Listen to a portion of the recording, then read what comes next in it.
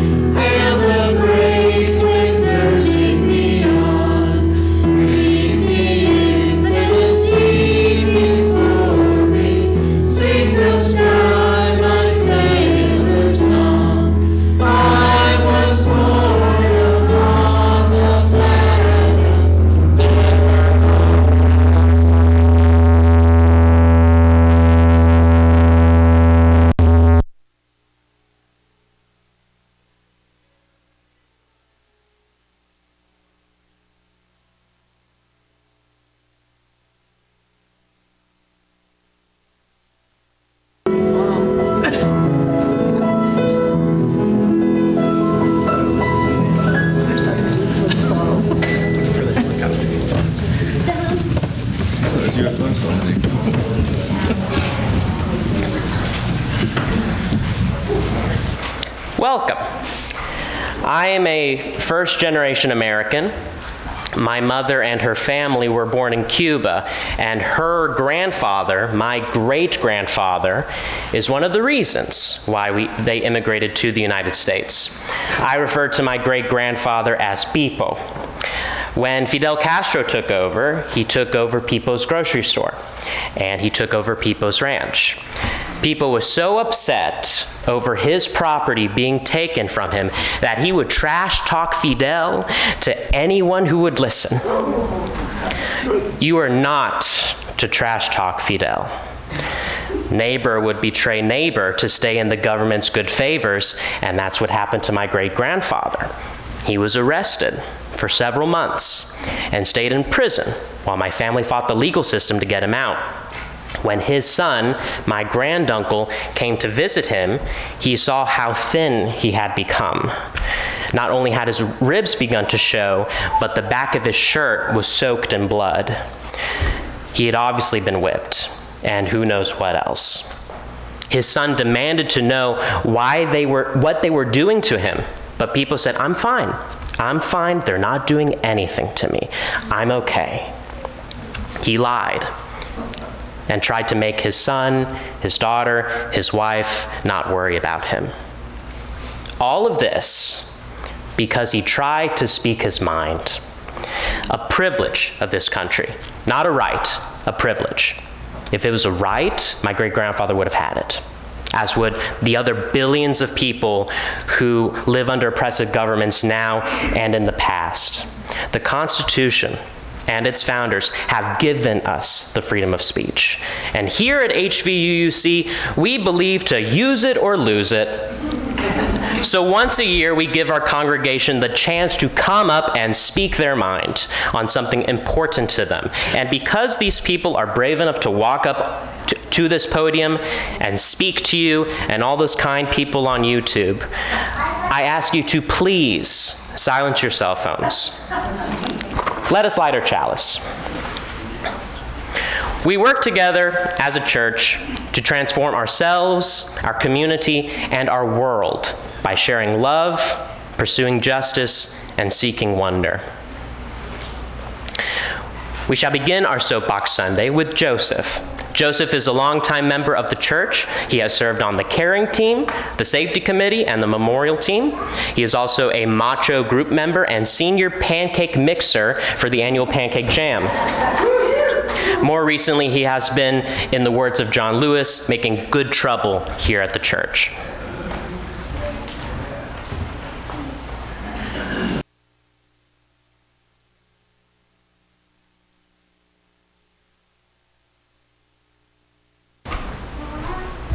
Good morning. Good morning. Actually, our announcement was that participants would put our 2 cents in, so I want everyone to see I have 2 cents here. Go to the church there. Okay. Also, I'm dressed for the occasion, don't you think? Yeah.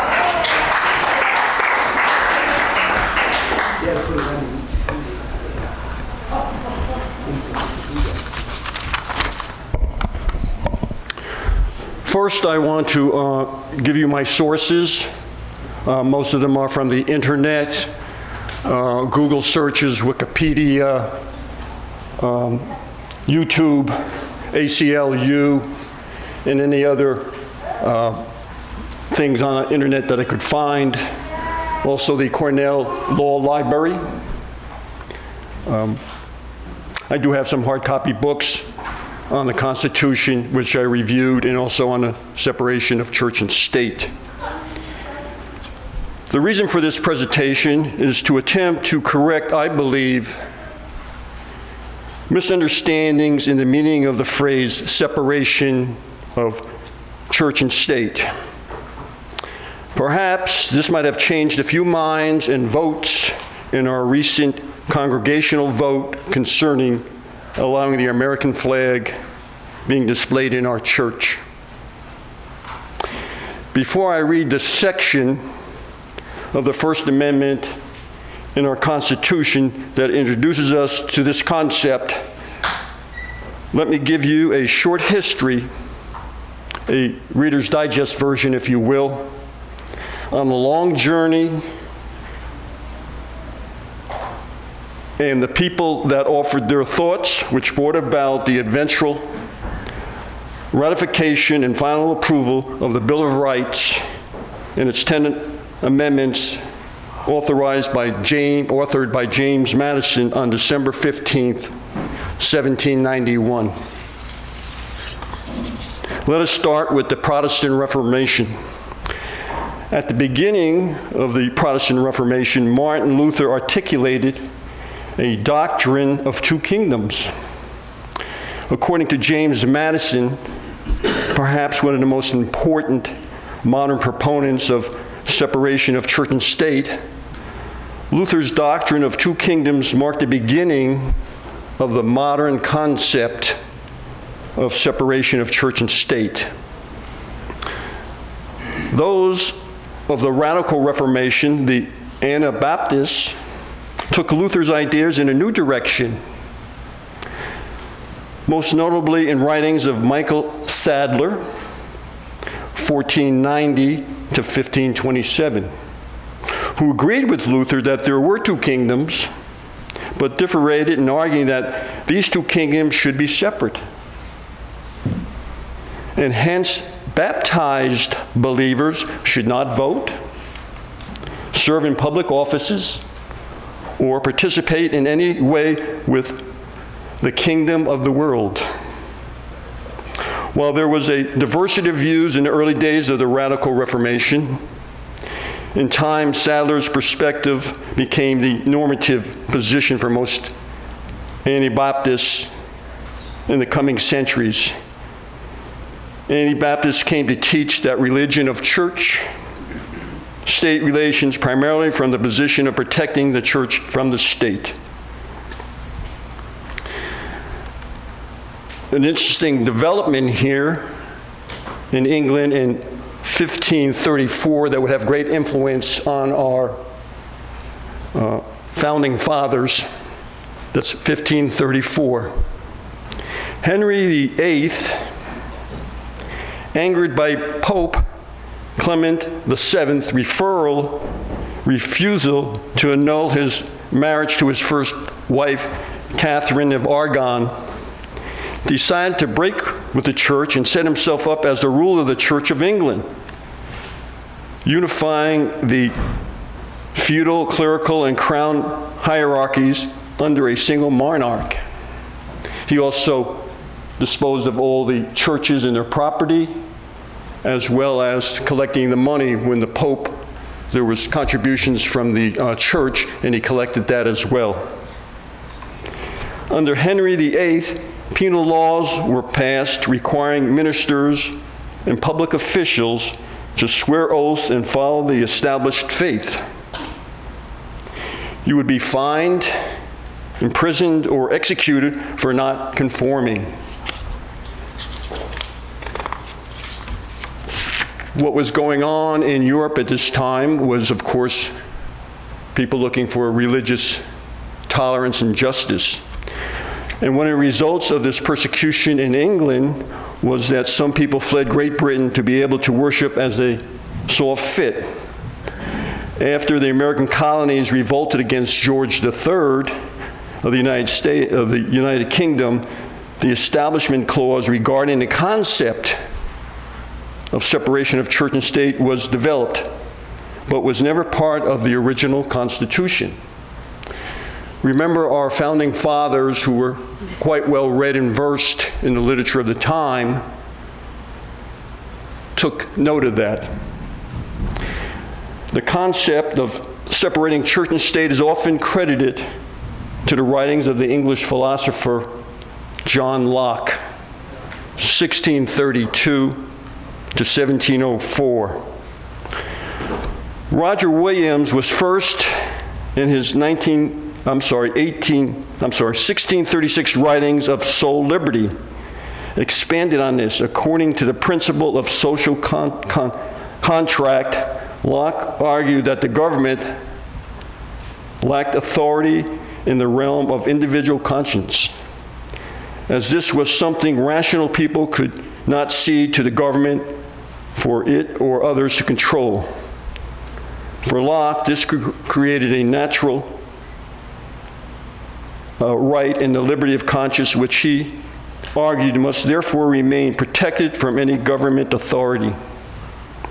These views on religious tolerance and the importance of individual conscience, along with social contract, became particularly influential in the American colonies and the drafting of the U.S. Constitution, and also part of our principles here at the Church of Unitarian Universalists. John Locke, in his letter, Toleration, in which Locke defended religious toleration among different Christian sects, Locke argued that church authority had to be distinct from the authority of the state or the magistrate. Locke reasoned that because a church was a voluntary community of members, its authority could not extend to matters of state. He wrote,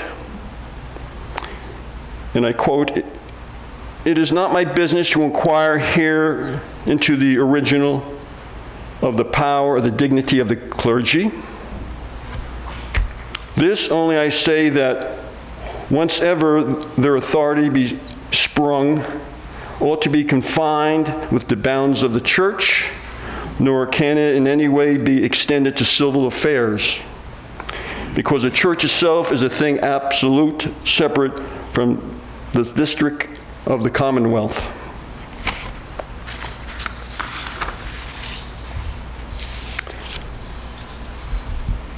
The First Amendment in the Bill of Rights,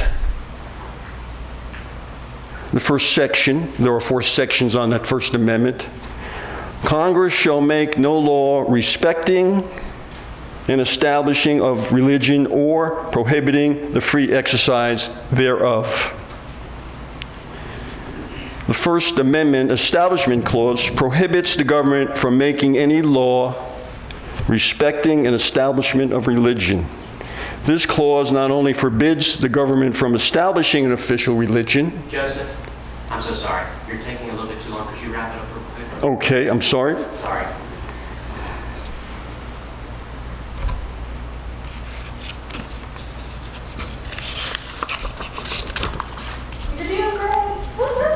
No, great speech. It's just Okay. Let me just go to Jefferson's letter to the Baptist Convention in Dearborn. In believing with you, this is a letter, in believing with you that religion is a matter which lies solely between man and his God, that he owes account to none other for his faith or his worship, that the legitimate powers of government reach actions only and not opinions. I contemplate with sovereign reverence the act of the whole American people, which declared that their legislators should make no law respecting the establishment of religion or prohibiting the free exercise thereof, thus building a wall of separation between church and state. He went on farther to reassure the Baptist Convention that they were not in danger from any actions from the government. As mentioned earlier, the Bill of Rights was not initially in the first Constitution. It was only in 1791, and James Madison postured the 10 Amendments. As noted, it has been a long and twisted road in our history to get to this point, and history has demonstrated it's going to continue to be a bumpy road. So hang on.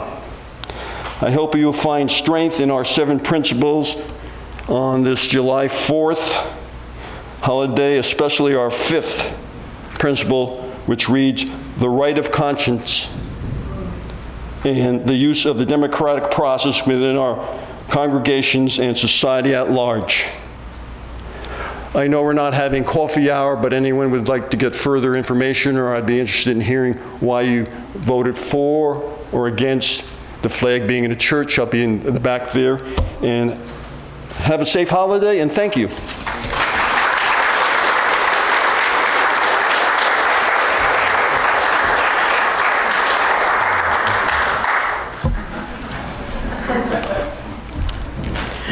We shall now continue our Soapbox Sunday with Noelle.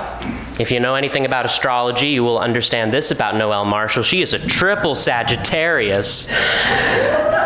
What does that mean in lay terms? Her motto is truth and travel, and she is always seeking to expand both. Today we will hear from Noelle, who is the lead of the HVUUC Peaceworks Focus Group about denuclearization and its dangers, right here in River City and beyond.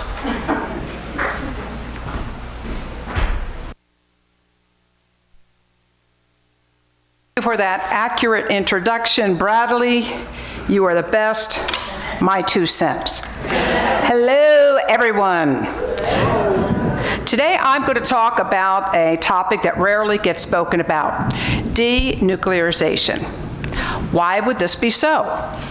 Perhaps because of the dire consequences to humanity as well as our beautiful planet is too great to bear. Another term that is appropriate is cognitive dissonance. the mental conflict that occurs when beliefs or assumptions are contradicted by new information, or it's just too painful to know. Briefly, I will share some hard truths as well as positive actions you can take. Truth. The threat of nuclear annihilation is currently the greatest threat to our planet and all life forms. In January 2023, the Bulletin of the Atomic Scientists set the doomsday clock to 90 seconds to midnight, the closest it has ever been.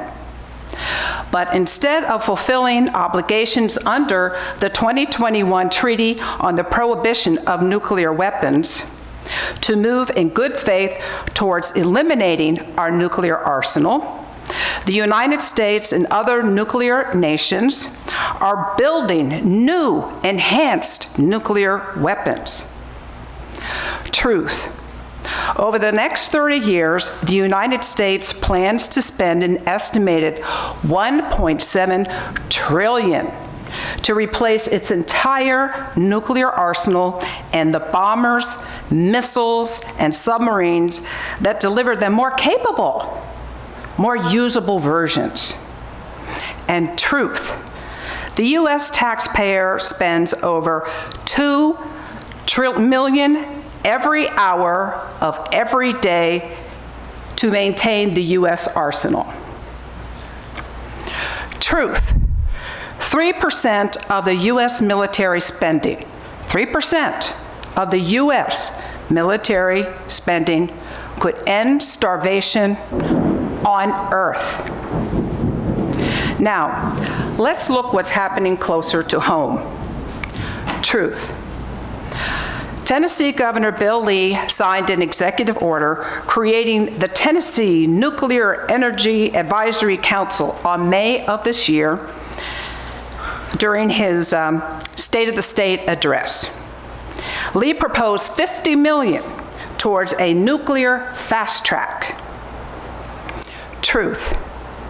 Tennessee is one of only 11 states that have denied health care through Medicaid expansion, 90% of which is paid and funded by the government, the federal government, only 10% by the state. Think of how much money is held in abeyance and not given to the people. If Tennessee were to expand the Medicaid program, 226,000 uninsured non-elderly adults will become eligible for coverage. 38% of the state's uninsured non-elderly population. Why not spend the money on citizens' health care in the State of the State address? Truth. We have a nuclear problem right here in our neighborhood. Nuclear Fuel Services in Irwin, Tennessee, has been processing nuclear fuel for the Navy's nuclear submarines. And for years, they have been polluting the Nolechaukee River, the region's soil, and the community's homes with nuclear waste. NFS spews out in its stacks and pours into the river. Plus, NFS repeatedly violates NRC, National Regulatory Commission, security and material control regulations, and regularly has accidents that endangers the workers and the community. As recently as this January, 5 workers were injured during what was said to be a scheduled inventory. Truth. Joseph Mangano, Executive Director of the Radiation and Public Health Project, just completed an epidemiological study of community health trends near the Nuclear Fuel Services plant in Irwin. This study showed a dramatic rise in premature death and cancer rates since the 1990s, a time of major nuclear production at Irwin NFS plant. You can do something about everything I've presented, should you choose. At the international level, sign the Peace Pledge. Visit worldbeyondwar.org. At the national level, write to your congressional representatives to endorse House Resolution number 77, which embraces the goals and the provisions of the Treaty on the Prohibition of Nuclear Weapons. At the local level, join local groups and movements monitoring nuclear fuel services such as the Appalachian Peace Education Center and the Irwin Citizen Awareness Network. 4, right here at HVUUC, join the Peace Focus Group and work on a denuclearization statement of support with yours truly. I also have postcards that you can stamp and send to powers that be to remind them to do their job of protecting the earth and its inhabitants. They're on a bench outside, along with nuclear prayer for peace on this planet. You are the answer. If you would like a copy of the Soapbox Sunday, which is complete with all the references right here, email peace@HVUUC, and I will gladly email it to you. Thank you.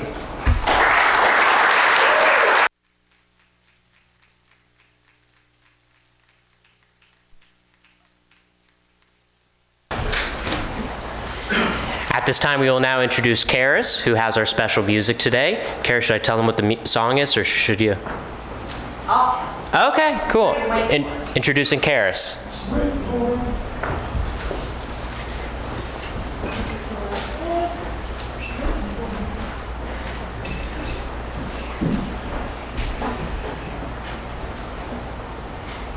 Well, I think most of us know and love this song, but it came on the radar today from our very own Rosemary. Yeah.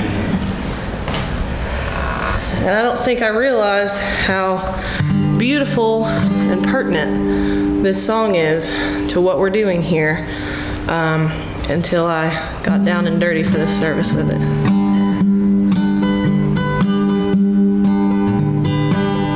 This land is your land.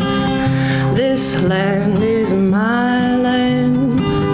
From California to the New York Island. From the Redwood Forest to the Gulf Stream waters. This land was made for you and me. As I went walking down a ribbon of highway, I saw above me an endless skyway. I saw below me a golden valley, and this land is made for you and me.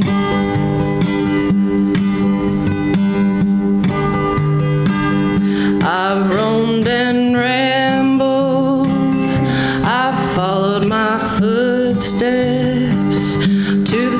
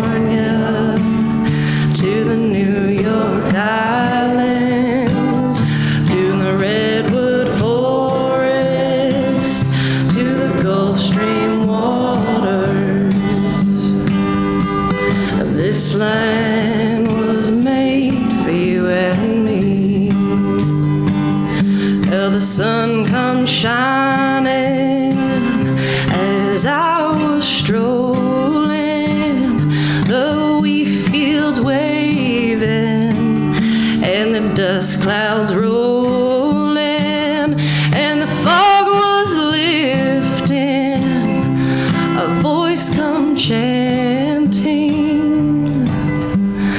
This land was made for you and me. This land is your land. This land is my land. From California to the Blue Ridge Mountains, from the redwood forest to the Gulf Stream waters. And this land was made for you and me. As I was walking, I saw a sign there, and that sign said, "No trespassing," but on the other side it didn't say nothing. Now that side was made for you and me. This land is your land. This land is my land. From California to the Blue Ridge Mountains, from the redwood forest to the Gulf Stream waters. And this land was made for you and me. In the squares of the city, in the shades of the steeple, near the relief office, I see my people, and some are grumbling, and some are wondering if this land's still made for you and me. But I'll tell you, this land is your land. This land is my land. From California to the New York Island, from the redwood forest to the Gulf Stream waters. This land was made for you and me. This land was made for you and me.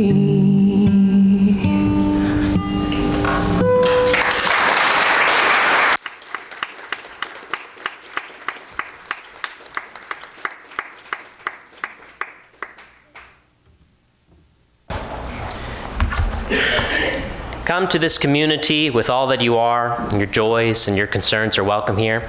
We share our moments of joys and sorrows with us through these candle cards, if you're with us in person, or by emailing Reverend Tiffany at minister@hvuuc.org with the words candle card in the subject line.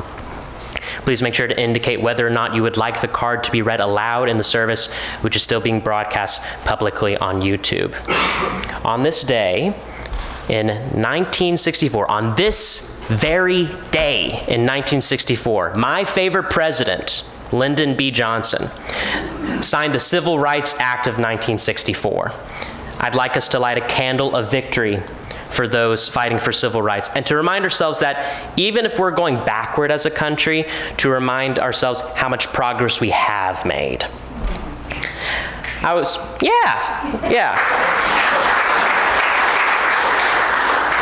I was also recently informed by our facilities trustee that our church has made a deliberate effort when needing to hire contractors for lawn maintenance or to work on the HVAC, things like that. We have made a deliberate effort to hire from marginalized groups. When we have a choice, we choose businesses owned and operated by people of color, women, people in the LGBT community. I think that's really cool, and a good example of how we practice our beliefs and share it with the world. We conduct business based on our values. I'd like us to light a candle for that. Light a candle for these businesses and hope that they prosper in our community, and our community gives them their business. If you'd like to light a candle personally or go to the side of the table closest to you, please be sure to light candles at the back to avoid reaching over an open flame. If you'd like to light a candle from a distance, please make that request by standing or by raising your hand when loving kindness plays, which will happen in just a moment. I will then acknowledge each of you with a motion of my hand, and you can then sit down or lower your hand. And we light a candle for you who are not in the building, but are ever in our hearts and minds.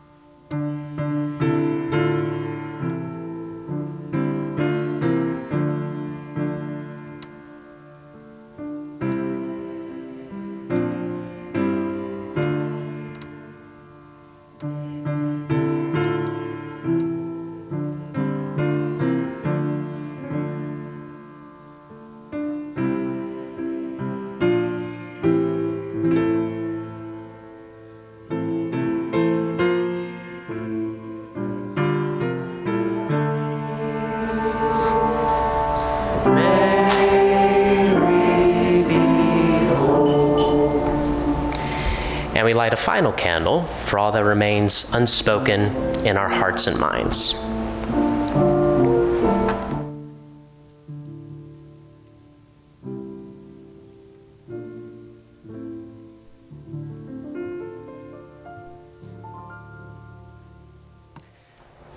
We shall continue our Soapbox Sunday with Bob.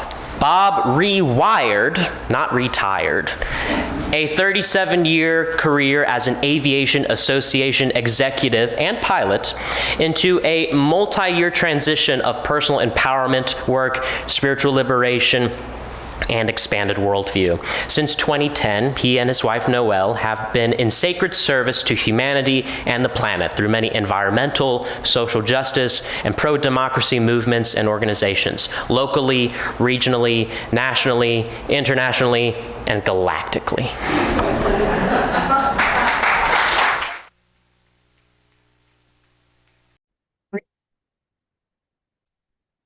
World peace. Everyone wants that, right? Many speak of it as the universal goal. Some make it a priority in their life in very tangible ways, outwardly, such as participating in peace marches or protesting foreign aggression, or being a conscientious objector. Some Quakers even work towards federal legislation that would allow them to designate that none of their tax dollars go to the military budgets. Some believe that world peace is attained through inner peace. Pray, meditate. I call that the purple pillow approach to world peace. Some do both. When Marianne Williamson, the presidential candidate, was at the recent ETSU drag show, she ended her talk by saying, meditate in the morning and blank in the afternoon.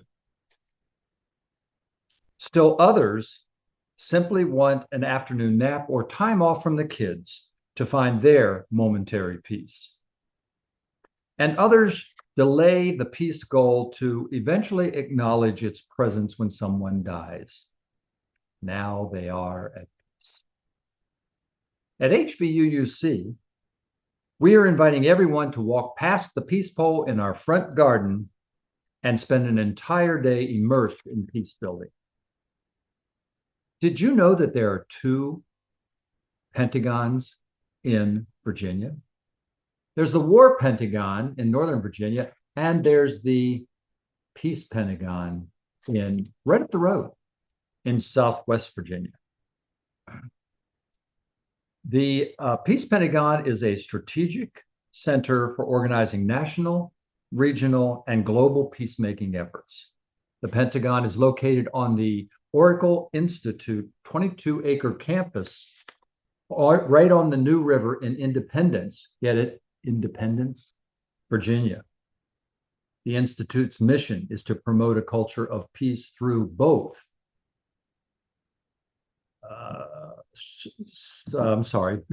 peace through both spiritual growth and sacred activism. Our HBUUC Social Justice Peace Focus Group planted a seed a number of months ago. Let's take a summer trip to the Peace Pentagon. And that seed has grown and fully blossomed. On Saturday, July 15, we will be going to the Peace Pentagon and spending a day touring the Oracle Institute campus, which includes their Turtle Island Labyrinth, and the Medicine Wheel. After a potluck picnic, we'll create a sacred fire and we'll declare peace in every nation in the world with a beautiful World Peace Flag ceremony at the peace pole that's in the middle of the Medicine Wheel there. It will be led by Fumi John Stewart, the executive director of May Peace Prevail on Earth. We'll also have a discussion after that in the Pentagon Sanctuary of creating a hub in the International Peace on Earth game. And the afternoon will conclude with a water blessing on the New River, the oldest river in the Western Hemisphere. So the seed has really grown. We have folks coming from the Tri-Cities, from Raleigh, North Carolina, from Beaufort, South Carolina, from Bethlehem, Pennsylvania, and even from Los Angeles. In fact, a young adult delegation from the UU Church up in Blacksburg, Virginia, is coming for the day, and many of them are going to stay over and camp for the weekend. I hope you will consider dedicating a day to peace on July 15. You can see Noel or I for details for us to save you a seat. We'll organize carpooling from the church for that day for those that would like to participate. Or you can also let your interest be known or ask any other questions at peace@hbuuc.org. That's PEACE, peace@hbuuc.org. And while we're speaking of peace activism, stand by for more details on how we at HBUUC will be participating in the Nuclear Prayer Day on August 6th, the anniversary of the human tragedy of Hiroshima. Peace out.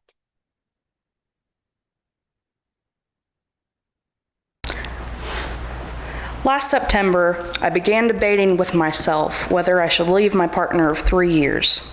Our relationship had always been tumultuous, and I was beginning to question if the reason was from an internal problem with me or him as opposed to external factors like family stressors. To see if our relationship was salvageable, I first wanted to determine if it was abusive, and move on from there to decide what needed to change for our relationship to be tolerable. In every online space I've been in, when someone mentions domestic violence or alludes to experience it, the same book is recommended over and over again.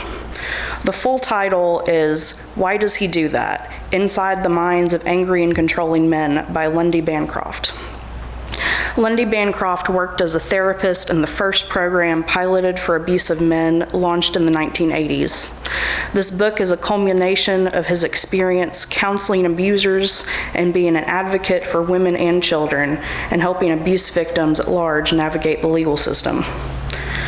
The immediate draw of this book is its non-confrontational tone for the reader. Most of the messaging around domestic violence and abuse tell victims what to do and what to think. This is helpful when it comes to taking concrete steps to leave a relationship, such as making an exit plan or filing a restraining order, but isn't well received when a woman has conflicting feelings about her maltreatment, such as guilt, shame, or outright denial that could cloud her judgment and make her defensive about her choices or overall pick and partner. This book takes a different approach and encourages readers from all stages of awareness to dig in and explore what each chapter has to offer. In the beginning of the book, under notes on terminology, Bancroft states that she uses the term abuser to refer to any man exhibiting controlling actions or behavior, and that abusive behavior exists on a spectrum, with some men exhibiting occasional intimidating behavior that wouldn't be classified as a true abusive relationship. This may seem obvious to everyone else, but for me, it felt like permission to read without labeling my situation. This helped keep me honest about what I was experiencing while keeping the pressure off me and needing to make a snap decision. According to the National Domestic Violence Hotline, on average it takes 7 tries for a woman to leave her abuser for good. There's often disgust and contempt for women who enter into a romantic relationship with a man they've labeled abusive in the past, but this fails to recognize the immense psychological trauma that occurs during the abuse cycle. In the book, Bancroft makes it clear that emotional abuse is just as impactful psychologically as physical or sexual abuse. This is why Bancroft's approach to supporting women by fostering community, providing resources, and building back women's self-worth are so successful. By building back women's sense of self, it helps her gain introspection about her life and stand strong against any attacks from an abuser, verbal or otherwise. In this text, the psychology of an abuser is put under a microscope, and the common questions women in abusive relationships ask are addressed. The thoroughness of Bancroft's research leaves no stone unturned, with special care taken to address different styles of abusers and include special circumstances, such as mental health, addiction, cultural attitudes, and those in same-sex relationships, to give a comprehensive view of abusers outside the traditional paradigm. The true brilliance of this book is including examples of abuse that are often first-hand accounts from survivors. It's easy to shrug off cut-and-dry textbook definitions and perform mental gymnastics to stay in denial, but it's much harder to dismiss first-hand accounts with raw emotion, especially when it mimics your emotional state. During the first read-through of this book, it wasn't the descriptions of abuse or psychological profiling that stood out to me. What jerked me back to reality were the emotional states of the women in these relationships mirroring my own. Property destruction and intimidation can be explained away. The constant feeling of fear and doubt in the pit of my stomach could not. To recap, the book, Why Does He Do That? By Lundy Bancroft, should be considered the gold star guide for victims of intimate partner violence due to objective tone, inclusive perspectives, and a woman-centered approach to build back a woman's sense of self-worth. We all have a part to play in helping victims of domestic violence. Our first principle makes this clear. If we truly hold in the belief the inherent worth and dignity of every person, then abuse of any kind becomes an intolerable evil in need of eradication. For general information about abusive relationships, you can find this book for free online in PDF format, or visit the Hotline website for more information about intimate partner violence. To give or receive help locally, please reach out to Branch House for Sullivan County residents, the Family Justice Center for Washington County, and Choices throughout the rest of the Tri-Cities. Thank you.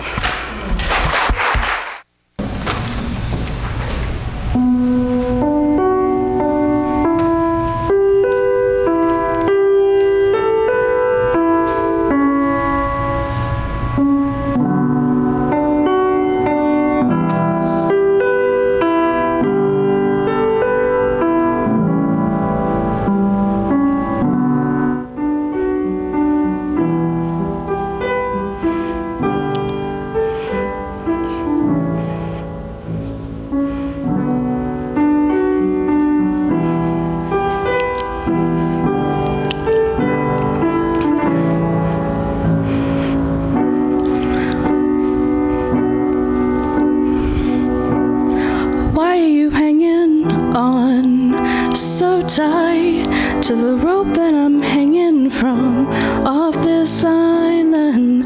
This is an escape plan, carefully timed it, so let me go and dive into the waves below.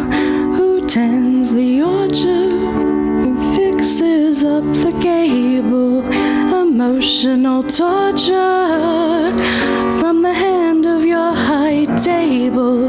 Who fetches the water from the Rocky Mountain spring and walks back down again to feel your words and their sharp sting?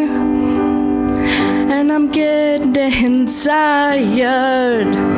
The capillaries in my eyes are bursting. If our love ends, would that be the worst thing? For somebody I thought was my savior, you sure make me do a whole lot of labor. Like all the skin on my hands is cracking. If our love ends, would that be a bad thing?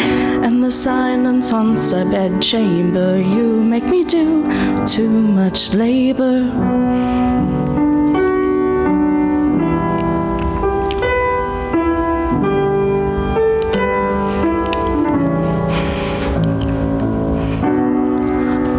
Apologies for my tongue, and never yours. Busy lapping from flowing cup while stabbing at your fork. Oh no, you're a smart man, and weaponized and calm is dominance under guise.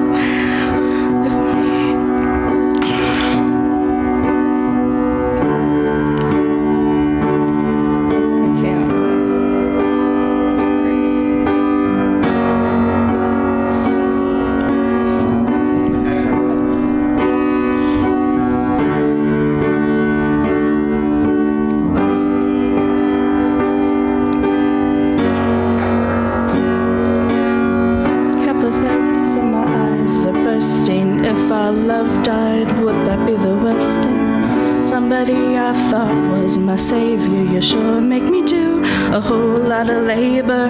The callous skin on my hands is cracking. If our love ended, would that be a bad thing? And the silence haunts a bedchamber. You make me do too much labor.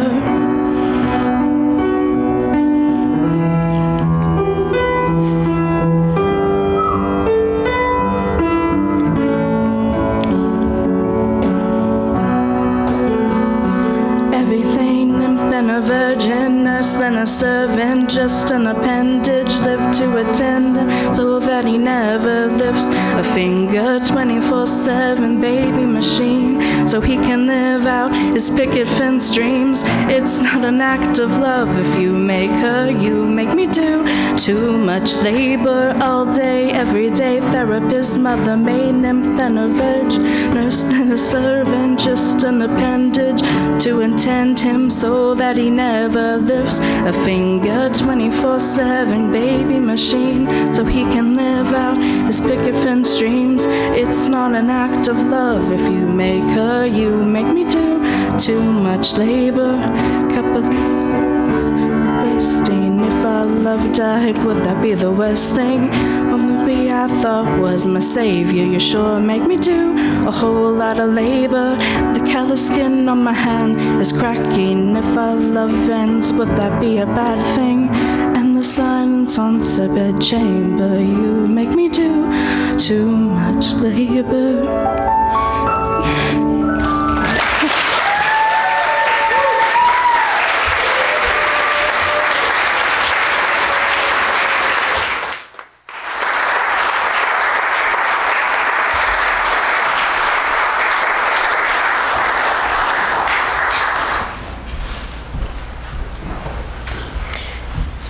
And now our final soapbox speaker, we will now hear from Alesha. Alesha is a longtime part of the church community who has decided this year to commit to being a full-time member. You may know them for their love of music, but they also have a passion for studying history and engaging in political activism.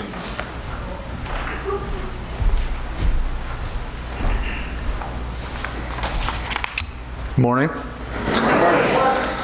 So I'm going to talk about something that you've probably heard of before, but might think that it's just a thing of the past that's gone away and doesn't matter anymore. But one, it never went away. And two, with new developments in legislation, it's actually become acutely relevant right now. Since 1960, after winning their revolution against a US-backed fascist dictator, the small tropical island of Cuba has endured one of the longest and harshest sanctions programs ever waged by the United States, collectively known as the embargo or the blockade. And in 1982, Cuba was added to the U.S.'s state sponsors of terrorism list for the crime of aiding liberation movements, such as supporting Angola and Liberia against apartheid South Africa. These two policies of severe economic repression have had devastating effects on the Cuban people ever since. This was in fact the explicit goal, according to a now declassified State Department memorandum, which stated that, quote, every possible means should be undertaken to weaken the economic life of Cuba, and that they hope to, quote, make the greatest inroads in denying money and supplies to Cuba, to decrease monetary and real wages, to bring about hunger, desperation, and overthrow of their government. The United Nations has called out this embargo by noting the, quote, the restrictions imposed deprive Cuba of vital access to medicine, new scientific and medical technology, food, chemical water treatment, and electricity. UN human rights experts have said, quote, sanctions make it harder for entire populations to stay healthy and hamper the transportation of goods needed for economic development, result in waste of natural resources, and undermine environmental sustainability. These experts have said people in targeted countries like Cuba sink into poverty because they cannot get essential services like power, housing, water, and fuel, let alone medicine and food. Cuba imports 70% of its food. This is starving them. During the COVID-19 pandemic, U.S. ships that were transporting ventilators and vaccines were barred from entering the country. Both Cubans and Cuban Americans are suffering due to these inhumane policies. Since Cuba is listed as a state sponsor of terror, banks and financial services either cannot or will not do business with Cuban entities, meaning Cuban businesses are ineligible for any sort of foreign lending, but also that Cuban Americans here find it incredibly hard, if not impossible, to send money home to their families that still live on the island. For 30 consecutive years, member states of the United Nations have voted almost unanimously to condemn this illegal embargo. At least 185 countries have opposed it every single year. As worldwide outrage at the embargo has grown and solidarity with the Cuban people has increased, U.S. lawmakers have begun to plan ways to keep Cuba under its boot permanently. Far-right politicians in Florida are currently pushing House Bill H.R. 314, otherwise known as the Force Act. This legislation would make it impossible for any president, Biden or anyone else, to remove Cuba from the state sponsors of terrorism list without going through Congress, and would require outlandish rules that Cuba must follow to even be eligible to be removed, essentially making them a subservient colony. For the worth and dignity of Cuban citizens, for the pursuit of justice and equity, for the sake of conscientious democracy, and for the goal of world community that respects and upholds our interdependent web of life, we must fight to end this embargo, get Cuba removed from the state sponsors of terrorism list, and oppose the Force Act. It may seem like a daunting task, but there are ways that anyone at any level of political activism can get involved. We can write letters demanding that President Biden fulfill his campaign promise to return to Obama-era policies and use his executive power for good before it is too late. We can write letters we can urge our local representatives to oppose the Force Act in Congress and commit to resolutions that support normalizing relations in Cuba. We can organize and get involved in awareness groups in our local communities, and we can work with the many nationwide advocacy groups already engaged with the struggle on the ground. Some even have programs where you can travel to Cuba to take part in humanitarian work there, observe their robust democratic process, and meet Cubans firsthand to learn about the accomplishments of their revolutionary government as well as the hardships imposed by U.S. imperialism. I don't have time to list all the great groups. There are a lot of great groups that can help you learn more about Cuba and help you engage in this struggle specifically, but I would like to end my time by naming just a few of the most important ones so you can have a place to start. There's the National Network on Cuba, the Alliance for Cuban Engagement and Respect, the Party for Socialism and Liberation, the Answer Coalition, the International People's Assembly, and Pastors for Peace are just a few of the groups doing lots of great work in this area. If you'd like me to repeat any of this info or discuss it more in depth, because this is only the tip of the iceberg, there's so much more that can be talked about this subject. I'm always happy to talk about it after this service or any other time. Viva Cuba, viva la revolución, hasta la victoria siempre.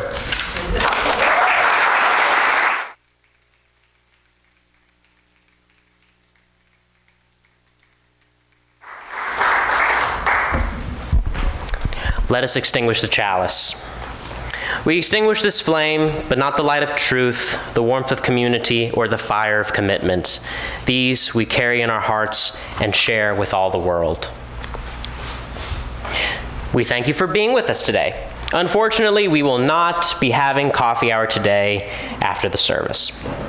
If you happen to be a mainly online viewer of our services, we want some feedback from you. Please go to our news page on our website, scroll down to the For Mostly Online People, and click on the survey. We want to get some feedback about how much of our services you watch and what parts of the service you watch, so that we can make good choices moving forward. So please fill it out. It will take 2 minutes max of your time. Announcements. On July 7th, the women's group will have a fellowship gathering. Location and time can be found on our website under events. We are looking for some people to help with our tech department during services. There are 4 jobs available: a person to play the videos during the service, a person to record the service, a person to control the soundboard during the service, and a person to edit and upload the services after the service onto YouTube. If you are interested in one or any of these jobs, please talk to me or email me at programs@hvuuc.org. Today at 12:15, the video said 12:30, but it's 12:15 because no coffee hour. At 12:15, our church will be hosting a gun safety class. The Moms Demand Action Group launched the Be Smart campaign in 2015 to promote responsible gun ownership in order to reduce child gun deaths. This is not a class just for gun owners. There is a role for everyone in the conversation around secure gun storage. Children deserve to feel safe, no matter where they are, and you can help with that by attending this class. If you're interested, 12:15 in the meditation hall in the Res, which is the building up the hill. They will be providing snacks and drinks in lieu of coffee hour. Speaking of gun safety, we have one more important announcement. The Social Justice Committee, by approval of the Board of Trustees, is holding a congregational social justice call to action meeting, July the 16th at 12:30 in the church sanctuary, for the purpose of approving a statement of support for gun safety. The statement must be approved by 3/4 vote of church members present. Church members unable to attend in person may submit a written statement of 300 words or less related to the statement to sjchair@hvuuc.org by July 15th. These comments will be read at the meeting and will not constitute a vote, but at least you said your piece. 2 cents, if it were. Once again, that meeting is July 16th at 12:30 in the church sanctuary. I can't be there because I'll be in DC, but I hope many of you join. You can learn more about the many opportunities for fellowship, justice work, and working together by visiting our website, hvuuc.org, and checking our news and events section. Your benediction today. You always make each day such a special day. You know how? By just you being you. There is only one person in the whole world exactly like you, and that's you yourself. And people can like you exactly as you are. Our closing hymn for today is number 168. One More Step. It is found in your gray hymnal. 168. One More Step. This is also where we will pass the offering plate. The contributions that you make during the offering supports the ways that we care for each other within this community, and also gives us the resources we need to stretch out beyond these walls to make a positive impact in the world. If you're making a pledge payment, please mark it as such. And thank you so much for your contributions. Please rise and body your spirit for hymn number 168, One More Step.